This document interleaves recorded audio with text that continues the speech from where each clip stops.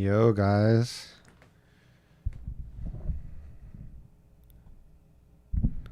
How you guys doing? So I have some paperwork to go over. I've had this for a while. I've been wanting to make a video about it.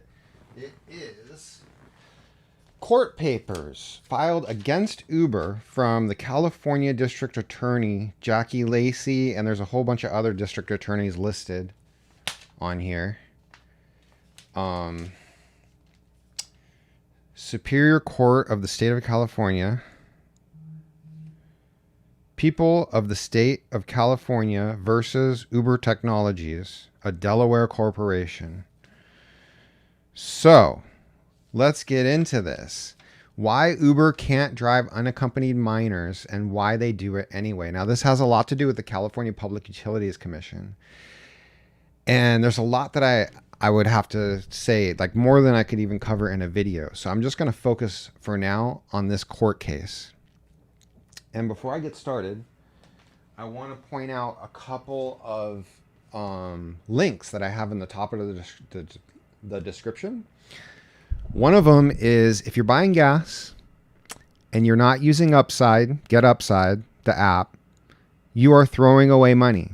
Every time you get gas, it puts money in your savings account that you could use at any time. So click that link in the description, get Upside, and stop throwing away money.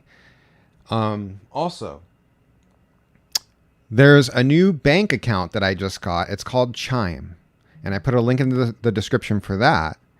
If you use my link and you set up your direct deposit for Chime, you will get $50. And you won't have to pay any ATM fees.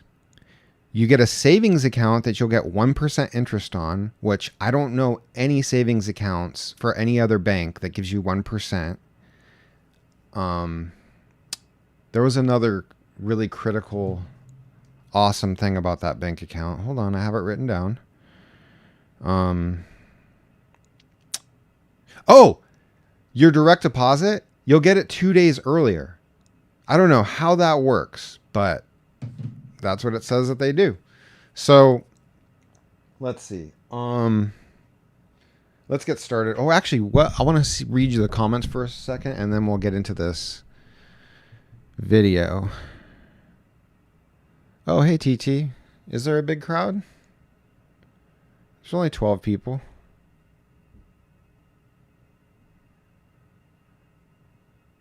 Hey, Retro. It's my best friend. Yo, Inland Empire Salvi rideshare driver. I saw your video about, they shoved the thing. When I did my COVID test, they had me do it myself. They watched me. I can't believe they let you record it. And when I did my drive-through test, they wouldn't let me get out of the car. I'm actually working on that video. But yeah, check out Inland Empire Empire Salvi rideshare driver, because he went and did a COVID test and they let him record it. And stay tuned for mine. All right, cool. Everybody's here, it looks like. So let's see. Let's get into this court case. So what this case is about is Uber's misleading. It's mostly about background checks. So there's a whole list of drivers, of examples of drivers that were able to get past the background check. Sex offenders, all kinds of different criminals. But I want to just stick to the highlights so we can get this video done quickly. So I highlighted a bunch of stuff. So Uber's background check, and this is all stuff written by the district attorneys of California.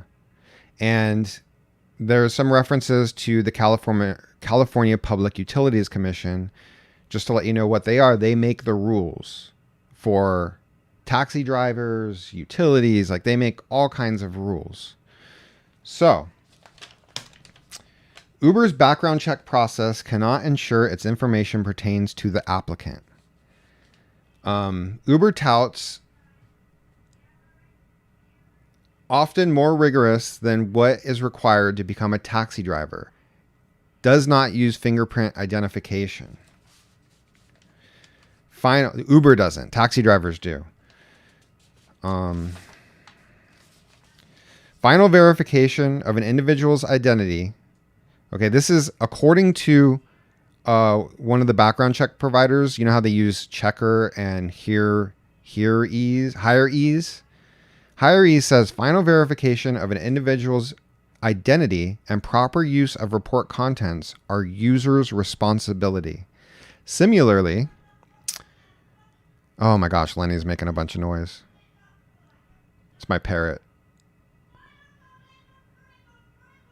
Similarly, the report generated by Checker has a disclaimer stating the report does not guarantee the accuracy or truthfulness of the information as to the subject of the investigation, but only that it is accurately copied from public records. So basically what they're saying is that you could just say you're somebody else and then pass the background check.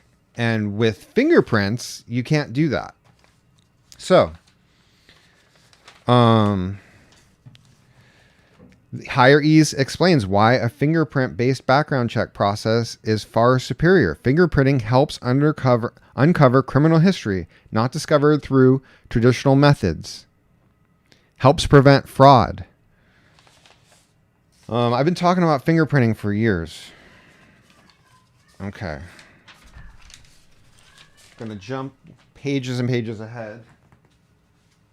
This is a very long court case. Oh my gosh, Lenny. I'm trying to do a video here. Parents increasing reliance on Uber to shuttle their children from school to sports, practice, music lessons, and after-school activities has been reported in national news media articles as the Washington Post March 10th, 2015 article, Harried Parents Embracing Uber to Move Kids Around Town. The Wall Street Journal's December 17th, 2014 article, Uber is the new family chauffeur. Teens gain independence. Parents track the rides.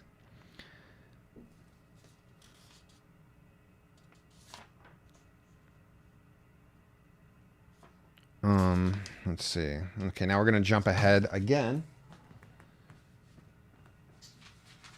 Uber spokesperson Sally Kay told them that the company's third-party system is better than the FBI fingerprint check, which the third-party system, Higher Ease and Checker, they disagree with the Uber spokesperson. So we have that.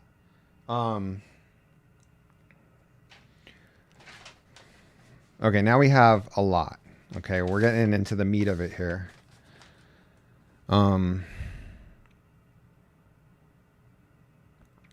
Okay. Uber continues to repeat that its claims that it aims to go above and beyond local requirements to ensure your comfort and security. That it is committed to connecting you to the safest ride on the road, and that it makes continued efforts to ensure the safest possible platform for Uber riders. Uber's representations are untrue or misleading.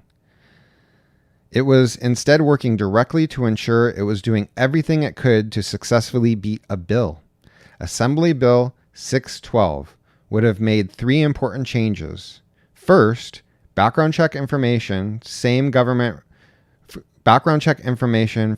the same government repositories of criminal history information used by law enforcement, like a live scan, if you've heard of that, which requires fingerprints.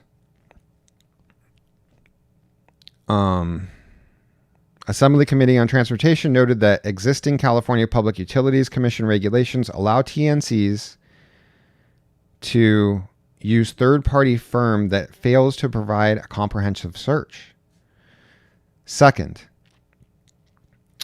the legislation would have required mandatory controlled substance and alcohol testing for TNC drivers, providing a mechanism for identifying drivers with substance abuse problems before a rider or member of the public was hurt. which would have put teeth into Uber's zero tolerance policy, which currently relies on after the fact complaints from riders, which I believe, because Uber won't tell me why I was deactivated, but I do believe that it was from that type of report where they said that I was under the influence. Because pretty much if you've been an Uber driver for any length of time, it's happened to you. And so what they do is they don't check. There should be something in place, I believe, where you can immediately go get tested, like go to a police station, something. But instead, what they do is after 3 reports, it's a 3 strikes you're out rule. And after the 3rd report from a passenger of you being under the influence, they will deactivate you.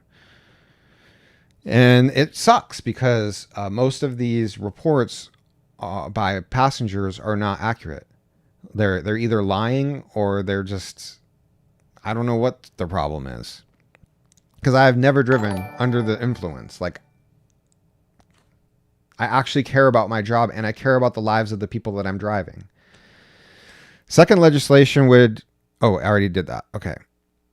3rd, employer pull notice program, EPN. Automatic notification of any driving related convictions, failure to appear in court, accidents, driver's license suspicions, or revocations. So if anything happens to you, the DMV reports it to Uber and Lyft right away so that you won't be able to drive. Now, they fought against that bill. As a result of its successful efforts, they defeated the bill. Uber is not required to fingerprint drivers during the application process, is not required to test its drivers for abuse or controlled substances, whereas taxi drivers have to do all these things, so why not Uber drivers? And then all in the process, they killed the taxi industry by not following these rules. Uber has not chosen to do any of these things voluntarily. Uber's untrue or misleading representations regarding the measures it takes to ensure customer safety, taken together and separately, have violated and continue to violate California's Business and Professions Code sections 17500 and 17200. Uber has violated the law by making these representations on its website, to the media, on its blog, in email communications to its passengers or customers. And so that brings me to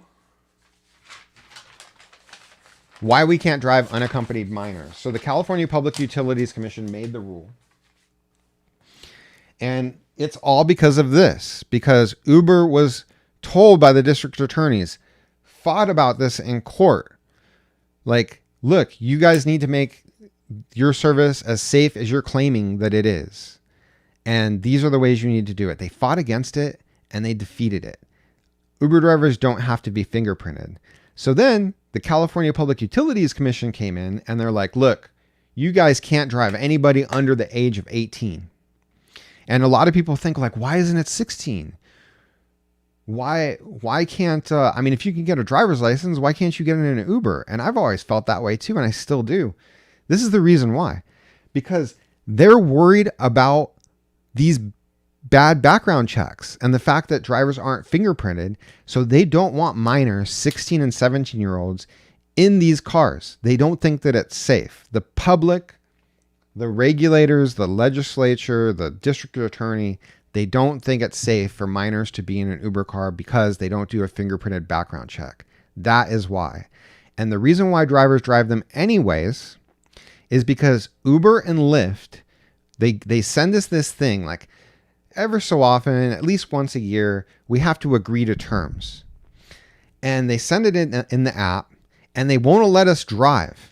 Like we can't log on to drive until we agree to these terms. And sometimes it'll pop up like when you take a quick break to go to the bathroom. And then you come on and it's like, oh, I want to get back to work. But no, you have to agree to this thing first. And you can agree to the terms of service without reading them. Like it's not even showing. They're just have an agree button. And you just hit agree and you get back to work. So there's a lot of drivers that even to this day are unaware that they're not supposed to be driving kids because they don't make it obvious. They don't really make a legitimate effort, their due diligence, to make sure that the drivers understand that they're not supposed to be driving minors. Now, I believe that they should just fingerprint us and drug test us so that we can drive minors and so that the people are safe. And why don't they do this? Because they want as many drivers on the road as possible. It helps them make more money. That's all it is. It's shady. They don't care about anybody's safety, especially the driver, and they certainly don't care about the customer's safety.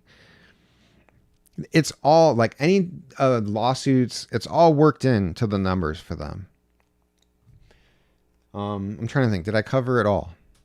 Did I miss anything, guys? Yeah, exactly. Like something has to happen. And that's okay. So another reason why drivers drive them anyway is because the rule by the California Public Utilities Commission isn't a law. It's not against the law for us to drive minors. Of course, I don't recommend doing it because what if something happens? Where are you taking this minor? What time of day or night are you driving them to where you're driving them? There was a case where a driver picked up some kid around midnight, drove them somewhere, and then they ended up killing themselves. And I don't think anything happened to the driver, but do you want to be that driver that's involved in a case like that? I certainly don't. As you see in my videos, I have driven minors in the past. And the way I look at it is if I'm picking up a group of kids, because I have a van, I don't want to if they act out of hand. But if they seem like mature kids, I also don't want to leave them out on the street in the middle of the night. If they're getting out of school or they're trying to go to school, as much as I don't want to drive the kids, I'm facilitating their education. Like if I feel like I truly am bringing them to school so that they can go be educated, I don't see anything wrong with that. Of course, I'm not following the rules. And then again, if they're at school and they're trying to get a ride home, as long as home isn't miles and miles away, if home is just a few blocks away, I don't want to be the one that leaves them out on the street again, even though they're at school. If I really believe that where they're going is home, then I feel like it's the right thing to do to take them there. So I'm going by my own rules when I drive these minors. I don't suggest anybody else do that. I'm just wanted to fill you guys in on my decision-making process on why sometimes I drive minors. And also the fact that I think that if you're 16, you should be able to get in an Uber. And then also, I can pass a fingerprint background check. So I'm not a sex offender. I'm not a criminal. And if it's true, and it is true about these background checks being bad, they're going to order another car. And I can't say for certain that the next car that they order is going to do the right thing and be an upstanding citizen. So I'm taking the responsibility to deal with this kid because I know that I will do the right thing and they're safe with me. So that's why in a lot of cases, I choose to drive these kids. I have a video that I'd like to show you of a parent that I was driving. And, oh, actually, you know what? I can't show you this video. There's no way for me to play it on this live stream. But you know what? I really want to make another video about this. And I would love to show you this parent, but I could just describe you the video because it's really not that important. But the parent was shocked when I told him about all this stuff. He was just like, what? Like, I order Ubers for my kids all the time. Like, I had no idea about this. So I just wanted to make the point that even the parents think that they're not doing anything wrong. So, and that's the video. Thanks, guys. Pretty much covered it. Did I miss anything? Let me read the comments and see what you guys are saying.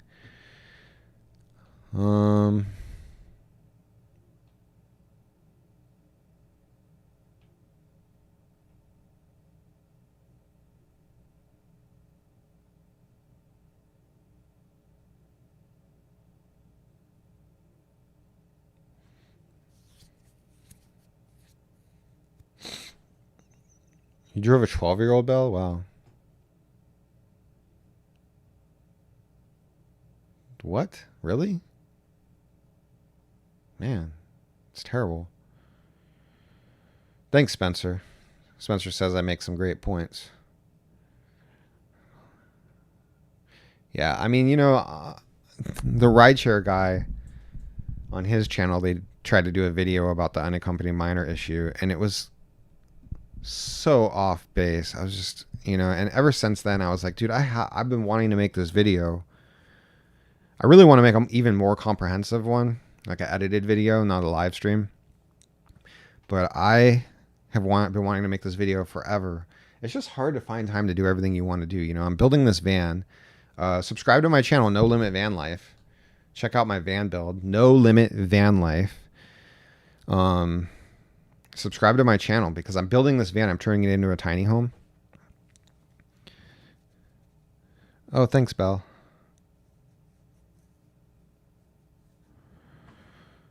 Oh, the Kanye concert pickup. That's why I'm deactivated? I don't think so. That was like back when I first started driving. That's why, like, I was kind of out of hand on that one because, like, I was not prepared to be treated so poorly by the passengers. But that indoctrinated me into the world of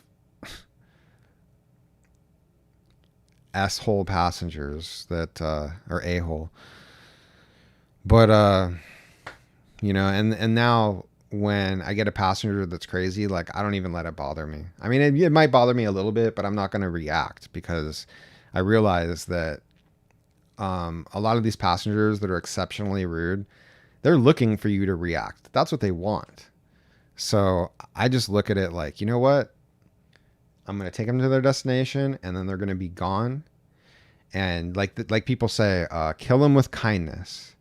Because the whole goal in those situations is you give them the best experience you can. They give you 5 stars, hopefully, and then you give them 1 star. Because that's all we can do as drivers. That's the best scenario we have. So you got to kill them with kindness, even though you want to punch them sometimes. Not literally.